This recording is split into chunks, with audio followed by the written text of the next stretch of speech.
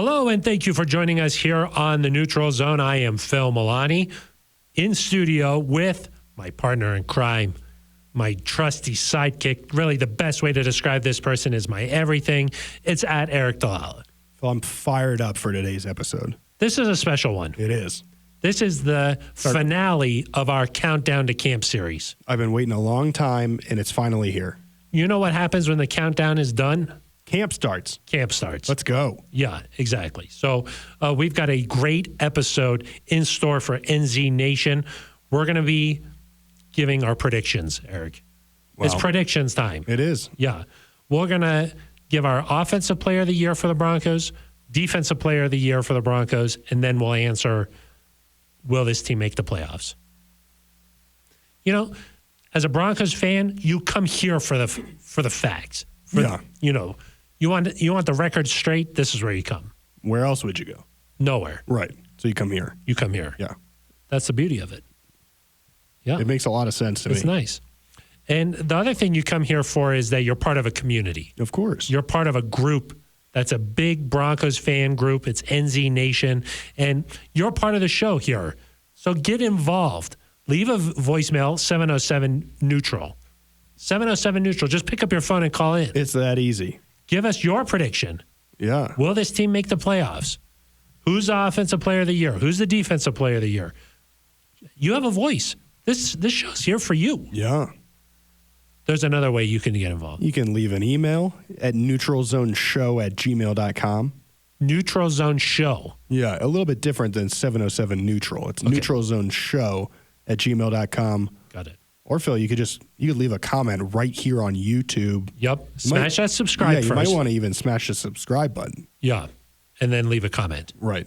Hit us up on Twitter, too. That could be nice. You know, hey, we enjoy the show. You guys don't know what you're talking about, but at least it's entertaining. Right. Just let us know. At Eric Dalala with an A, at Phil Milani with a PH. Kind of non-traditional. spelling. Yeah, non-traditional. So, yeah. Yeah. Eric, one other way, we don't really talk about this. Apple Podcasts. Yeah, leave a rating and review. Yeah. Hit us up. You can subscribe there. I haven't checked that in a while. We love YouTube so much that sometimes we get a little distracted. Thursday morning, you know how much work I get done, Eric? None. About the same as usual. None. I'm just there scrolling on YouTube looking for answers. Yeah. I'm just lost. I need a little bit of a pick-me-up sometimes. Of course hey, Phil, I really like that blue shirt. Maybe you should do laundry once in a while. Something like that. Yeah. That's the beauty of this thing. So, Eric, let's just dive in. Are you ready to dive in? I'm ready. Okay. Like I mentioned earlier, our offensive player of the year, our defensive player of the year, and will this team make the playoffs? All coming up right here on this episode of the Neutral Zone. And let's get into it, Eric. Who's your offensive player of the year for the Broncos? I'm going to steal this because I know it's coming from you. I think Jerry Jeudy is the offensive player of the year for the Broncos. So think of a different one to pick, Phil. I think that Courtland Sutton will probably take a little bit of time to work back into this offense. I think they both can be special players this year. And I do think maybe Noah Fant has the best chance of being the top guy, like the best at his position relative to the rest of the league. Because I think it's the year that Noah becomes like a top 3 tight end in this league. But Jerry Jeudy, I just think he's going to make a lot of special plays, a lot of wow plays. He's going to be the kind of game-changing guy where a big catch is the difference between a win and a loss. I don't think it's out of the question. I think I'd even wager that he'd get over 1,000 yards this season. A Pro Bowl wouldn't surprise me. I'd like to see him get in the end zone a little bit more, but I think that's going to be possible with how Courtland Sutton opens things up for him. And I just think this is a special, special player. He's got a work ethic that matches his talent, and I think he's going to take a step. You were reading my notebook, weren't you? Yes. There's like a hidden mirror behind you. Yeah, you were just reading my notes. Sorry. We'll pick somebody else. You want to pick Dalton Reisner? Well, I will say Jerry Jeudy, a lot of the same reasons. It seems like he's got a new focus, a new edge to him. Seen him work this offseason. One of the things I've noticed when I've been out at practice is practice wraps up. A lot of the veterans have gone inside. Jerry is out there catching balls on the jug machine. he knows that those drops were not okay last year. Yep. You know, he knows it just as much as everybody else knows it. So well, you told him. I told him. You told him, so they know it. I fixed it. You know, I was like, I'm going to take these matters into my own hands. I'm going to go out here and I'm just going to tell him. Yeah. And he said that he knows that. So I do think for him to be the best offensive player for this Broncos team, need a little bit better quarterback play. You know, I think that, you know, if I know that him and Drew weren't always in sync last year, but I think if they can get that going a little bit, he's going to be the best player on offense. Number 2, and if I were to just pick another guy, I would say Noah Fant. This is the time where a tight end starts to find his own groove. I think that he's ready to take off. Had a big season last year, a little inconsistent though, Eric. He had the big half against the Titans, then the next half, you don't see him. First half against the Steelers, you don't really see him. Second half, he's making diving plays all over the place, one-handed catches. I really think that he could really take off and become one of those top 4 or 5 tight ends in the NFL. I really think that this is his time to do that. If he's going to do that, year 3 is the time for him to do that. Hopefully he can stay healthy. Hopefully he can find that focus. Been a tough offseason. He lost his mom about a little more than a month ago. The Broncos sent a contingent to the memorial service there. I hope that he's able to find that focus and really go out and have a good year. I agree. And I thought about whether I should even bring this up because I think that it's obviously a personal matter for Noah and we hurt for him, but it was suggested during one of those press conferences with Noah that would somehow be that he could use that as motivation to take the next step in his career. And he handled it well. He kind of said, hey, I'm motivated regardless. This is completely different. But I just think it's a little insensitive to suggest that something of that magnitude has anything to do with you like having a stronger work ethic to focus on football. I mean, that's just. But I think I didn't like that when that happened. Yes, I don't want to just like draw a direct comparison there, but I know as someone who's lost a parent, Eric, I think that sometimes as like a coping mechanism, maybe you just dive into work a little bit more, or maybe you sort of just try to focus maybe more hours in the day just to take your mind off of maybe, you know, a parent whose presence is missing. So, I mean, maybe that was a connection that was trying to be made there. Maybe a little insensitive in how it was brought up just as a direct comparison, you know, but maybe what you could find is, hey, maybe I'm going to be a little more all in just as a way of as a distraction. Yeah. And it's also different to say, hey, I hope to honor my mom with a great season this year, but I don't like it was used almost like, is this a chip on your shoulder? And that's not the same thing as draft position or anything. Yeah. Like that. Or like, hey, Judy had those drops last year. He's motivated to correct that. It's not the same. Not like that. No. Moving back toward football, I think you talked about Noah kind of needing to be more consistent.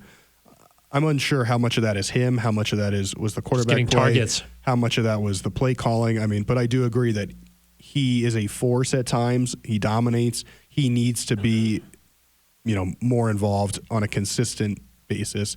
As we talk, one maybe final thought from me on the offensive player is that I think who the quarterback is could impact who is the offensive player of the year. I think we've seen that Drew Lock has a really good connection with Noah Fant. Certainly we know Cortland Sutton and Drew Lock have had a good connection. So if Cortland comes back strong and Drew's the quarterback, maybe that favors him. Whereas in OTA so far, we've seen Teddy Bridgewater gets the ball to Jerry Jeudy, and so maybe that helps Jerry. My visions are saying to me, Eric, Jerry Jeudy's going to be so wide open. It don't matter what else is going on.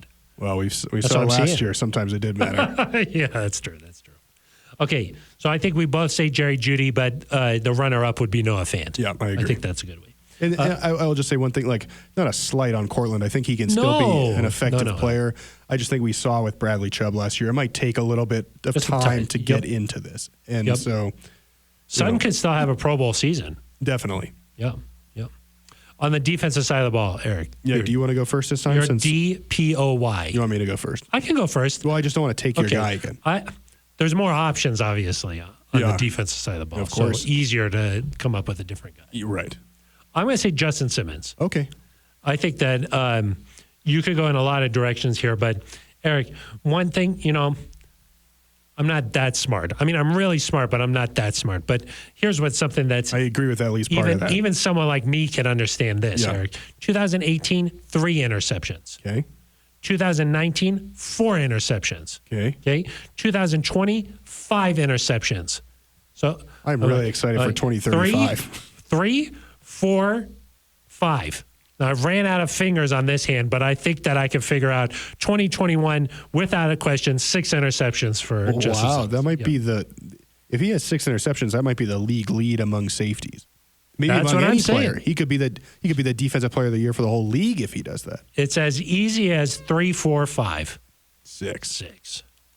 That just makes too much sense to me. But I'll say this: during the offseason program, we saw him really excel. He had a lot of interceptions during 7-on-7 drills. Seems like he's doesn't have to worry about this contract situation anymore. He could just focus on football. And I think that with the additions that have been made on the defensive side of the ball, those windows to fit the ball in, little bit tighter now with the additions of Ronald Darby, Kyle Fuller, Pat Surtain II. I think that when you have cornerbacks like that, makes things a little bit easier for that center fielder type of safety. I could just really see him taking his game even to the level where we're saying this guy's the best safety in football. No, I think that's a really good pick. He's probably my second pick. A couple other guys I considered. I think Pat Surtain is going to have a really good year. I think he's going to be in the conversation for Defensive Rookie of the Year. I think that he's a guy that you might look at by the end of the year and say, hey, he's the Broncos' best cornerback.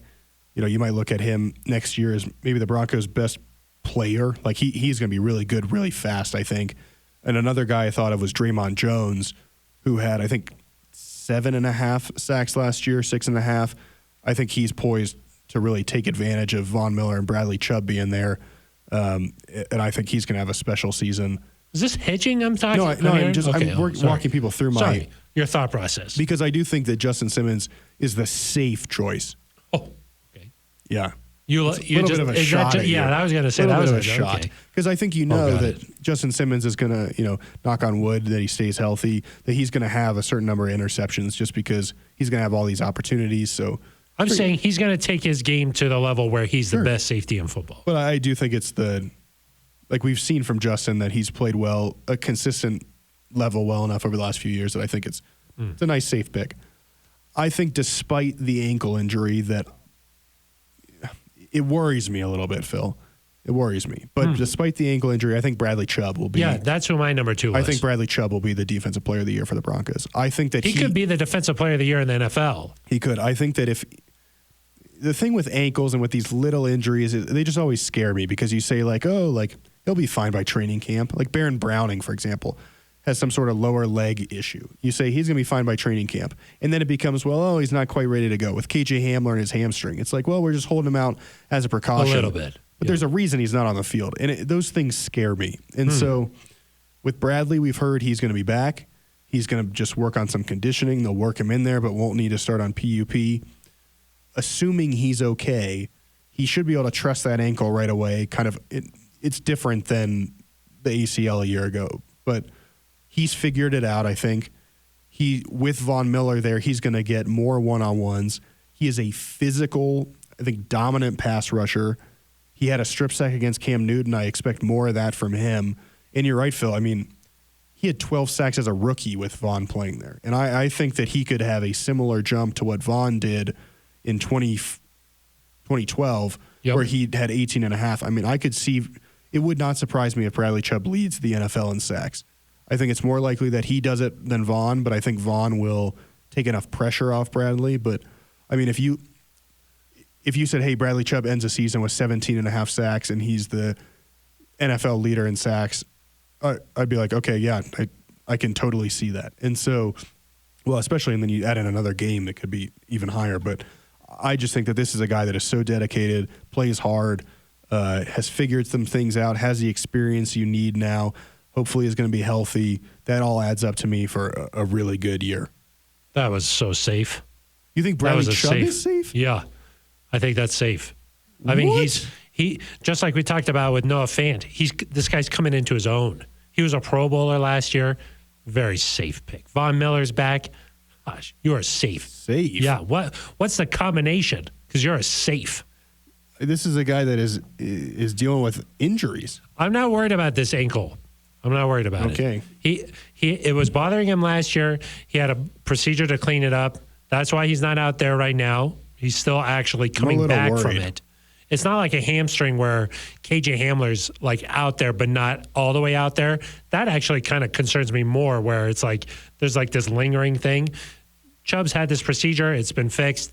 He should be ready to rock. Yeah, we heard that about Shane Ray. Remember that? They fixed the wrist and then... Well, he tried to come back too early, Shane Ray. Okay, well, we haven't. Hopefully Bradley doesn't do that. I hope not. I do think that Bradley Chubb is going to have a good monster. Bradley had 7.5 sacks last year, which... you kind of think, well, it wasn't as high as some of the other Pro Bowlers. But then you think, well, he had 7.5 in 14 games, despite really not being himself until probably week 4. So you're saying 7.5 in like 10 games. And then you're also saying he had 7.5 in 10 games without Von Miller. And without playing with the lead a lot. Right. And so you look at it and you begin to think, okay, well, this is more and more impressive the more I think about it. Totally. He can take a big step. Yeah. And I think that it's just, you saw that in that Jets game where he just took over. I think that that's in him. Yeah. It's in him. That's why it was so safe. A couple of safe picks there, right. I guess. All right, let's get to our final topic for this show. Will the Broncos make the playoffs? Can I tell you how I thought about it? Sure. Okay, here's how I thought about it. I went through the rest of the divisions and all the divisions in the AFC, and I picked my winners. Okay? Okay. So I think the Bills, the Browns, the Titans, and Chiefs are you're probably looking at those guys being in the elite category for the AFC. Okay. Okay. Then I went and I said, okay, who is like just behind those guys? Who's like knocking on that door? Maybe they could surprise somebody here or there, but they're maybe just in a little bit of a different category. I would say the Colts, Steelers, Ravens, and Dolphins are in that category. Okay. And then the third category are these teams they did not make the playoffs last year. Sorry, repeat that. You said Colts, Ravens, Steelers, and Dolphins. Okay. I said they're in that second category where, they're good. They made the playoffs recently, except the Dolphins, but they've got the roster. They got the talent to do it. And then in the third category, these teams are pretty good on paper, but we need to see it. We need to see it come to light. The Patriots, the Chargers, and then I put the Broncos in that category. Okay. Maybe the Raiders, depending, but I would say maybe the Raiders aren't quite in that category. But I think that's where the Broncos stand right now. They're in that good on paper. We need to see it out on the football field because the reality is the Broncos won 5 games last year. Yes. So you got to kind of think about it through that light. When I look at the rest of the AFC, what would it take for the Broncos to be better than the Ravens? Or what would it take for the Broncos to be better than like the Steelers? Because they're going to have to be better than a team like that to make the playoffs. And I think, maybe to do that, the Browns are really good. So there's 3 wild card spots. Yeah. So, and then like the Dolphins or Colts, they got to be better than 2 of those teams. Well, and then you've got like you said, you've got the Chargers and Patriots. You named 7 teams in those 2 categories. 3 of those teams can make the playoffs. I named in all my categories. I named 4 teams in each one. So I said Bills, Browns, Titans, and Chiefs. Well, okay, so they're going to win the division. Those are the 4 division winners in my mind. Right. So then in that 4 second more. category, I have 4 teams. Right. I've got the Colts, Steelers, Ravens, and Dolphins. Yeah. Only 3 of those teams can make it. Well, right, but including the next group, only 3 teams can make it from the next 2 groups that you have. The one that includes the Broncos. Exactly. But who was in that group? You said Chargers, Patriots, Broncos. Yep. And then only 3 can make it from this group. Colts, Steelers, Ravens, Dolphins, Patriots, Chargers, Broncos. Right. That's what I said. Only 3 spots from that. for 7 teams. Yeah. Okay. I see how you said. Sorry. Yeah. Got it. So 3 spots for those 7 teams. And so you have to be better than 4 of those teams. Yeah. So it's possible it could be the Steelers, Ravens, and Broncos. Right. But that means you're better than the Dolphins. I mean, that means you're better than the Colts. Right. Know? And you think about it, and I think, okay, well, the Colts are probably going to rack up some easy wins against the Jaguars and the Texans. You think about, well, the Dolphins get to play the Jets, who might struggle. They get to play them a couple times, but also like Tua's not playing super well. I think there's going to be probably a clear delineation between the 5 and 6 seeds and where they are, and kind of a team clumped in that seventh seed. I would say of the playoff teams from last year, the Colts are probably that team most likely to not make it this year. Yes. The quarterback change, Carson Wentz coming in. I could see him maybe not making it. Yeah. The Steelers, Big Ben is back. If he stays healthy, they're going to be right there. That defense is really good. And then the Ravens with Lamar Jackson are going to be right there. So what is it going to take for this Broncos team to get over that hump? They're going to have to get really good quarterback play. The defense is good enough. The offensive weapons are good enough. If the quarterback play really takes that jump, if Drew Lock takes that jump, or if Teddy doesn't make those turnovers, I could see them in the mix there those last couple of weeks of the season. Yeah, and I mean, that's what you hope for. I think when you look at the schedule on a game-by-game basis, you kind of find that the beginning of the schedule is palatable. It's easy. You have to win some of these games. You could get to the middle of the season at like 6-2, 6-3, and then you face a really challenging stretch. And I think you could go in like needing wins against the Chargers and the Raiders on the road to make it. Mm-hmm. To me, when I think about the AFC, I think the Chargers are poised to take a big jump. I think they're going to have one of those spots. I do believe in the Ravens.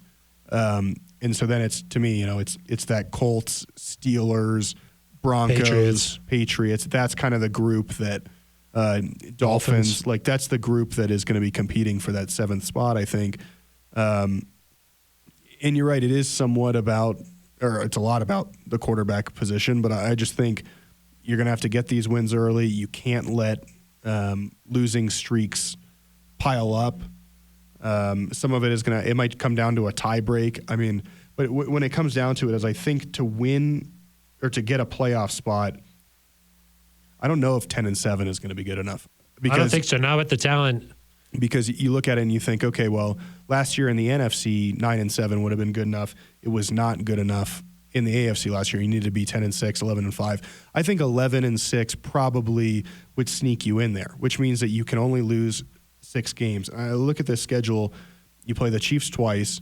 You play the Chargers twice, which is tough. You play Cleveland on the road. You play Pittsburgh, Baltimore. I would say that at Dallas is a tough game. And I would say Washington at home is a really tough game. So and then probably the Raiders on the road too. So I've named 10 games there that I kind of view as the challenging ones.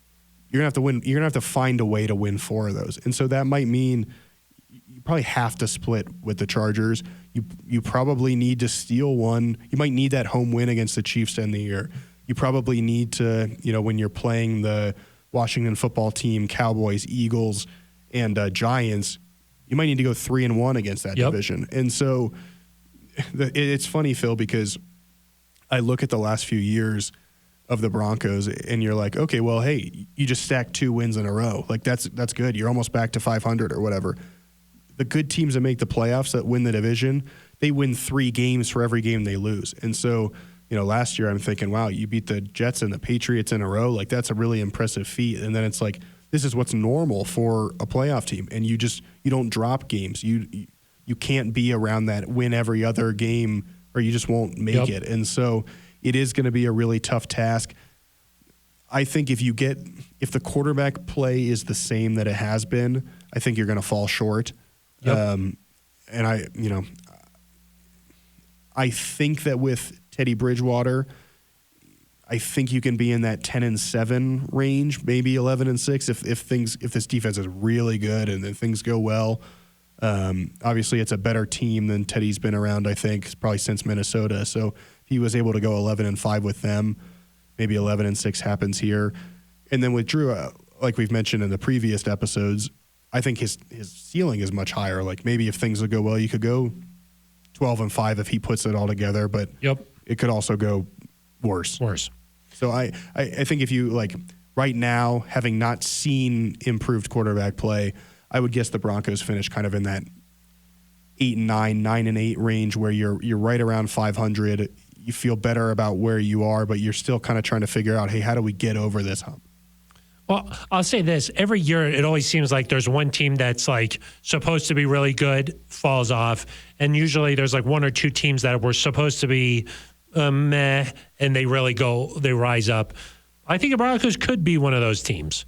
I think that they could take that, the necessary jump. They're definitely one of those teams that has a better roster than their record indicated last year. And I'm going to say they're one of those teams, Eric. Nice. I'm feeling good right now. I don't know. You're ready for camp. Yeah, I'm feeling good. I'm going to say they're one of those teams. I say my playoff teams are the Bills, Browns, Titans, Chiefs, and then I'm going to say Dolphins, and I'm going to say Ravens, and then I'm going to say Broncos. I like it. So we'll see. We'll find out. Yeah. We'll find out. I hope everybody's enjoyed our Countdown to Camp series. We had a lot of fun putting this together, but now it's time. No more countdown. Let's just get to it. Yeah, let's just see the games. And when the Broncos start 1-0, I'm allowed to change my pick to 17-0. Change the win in the division. What if they're the Super 2-0? Bowl. Yeah, I mean, it's Super going Bowl. to be pandemonium. Yeah. There'll be hysteria around here like we've never seen. Exactly. Since 2015. Well, they started 2-0 more recently, but 2016. 18, I think. Oh, yeah, Case Keenum. Yeah. Never doubt Case Keenum. Yeah. Well, there's going to be hysteria around here since the Case Keenum. So hopefully you enjoyed it. Let us know what your predictions are. 707 Neutral, neutralzoneshow@gmail.com. Leave an email. We'll read it out on the air. We want your predictions for this Broncos team, and we'll read them or play them out on the air next week. Also, smash and subscribe on YouTube here. Hopefully you enjoyed it. We'll be back next week talking about, we're going to hear from George Payton. We're going to hear from Vic Fangio. We're going to hear from some of the top players, and we're going to bring that to you right here on the Neutral Zone. So this has been our Countdown to Camp series. For Eric Dalala, I'm Phil Milani. You've been listening to The Neutral Zone.